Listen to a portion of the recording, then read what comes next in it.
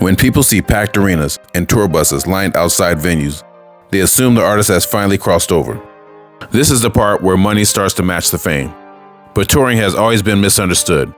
For a lot of artists, especially black artists, the road wasn't about luxury. It was about finding money in businesses that kept everything else out of reach. Where it really started in the early days of music business, touring didn't look like success. It looked like work. Most artists moved city to city through segregated circuits. Ballrooms one night, church halls the next, juke joints, theaters, anywhere a crowd could be gathered. There were no guarantees waiting at the door. Promoters controlled the cash. Payments depended on turnouts, honesty, and luck. If a crowd showed up, you might get paid. If the promoter disappeared, you didn't.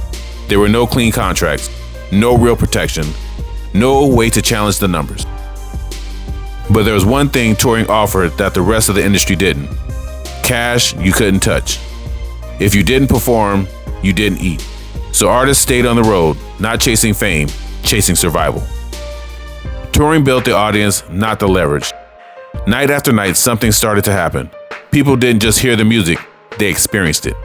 Fans showed up, they brought friends, they followed the artist city by city. Touring built loyalty before the charts mattered. But while the audience grew, ownership didn't move. The music traveled further, the artist's control stayed exactly where it was. Visibility expanded, power didn't. That gap became permanent. Early touring deals were simple and dangerous. Back then, deals were often nothing more than a handshake. Promoters decided to split, venues made the rules, artists trusted the count. There were no verified back-end statements, no standardized guarantees, no real way to dispute missing money. Touring wasn't about business opportunity, it was labor without leverage. Fast forward, bigger stage, heavier weight. Today's touring looks massive, arenas, stadiums, worldwide runs, headlines with gross numbers, but underneath the scale, the structure hasn't changed as much as it looks. Touring today is full of operation, crews, lighting rigs, sound system, stage builds, buses, trucks, fuel, hotel, security, insurance. Before the artist sees a dollar profit, everyone gets paid. Agents take their cuts, managers take theirs, promoters get their share. Venues take what they're owed. The artist carries the weight. From outside, it looks like wealth.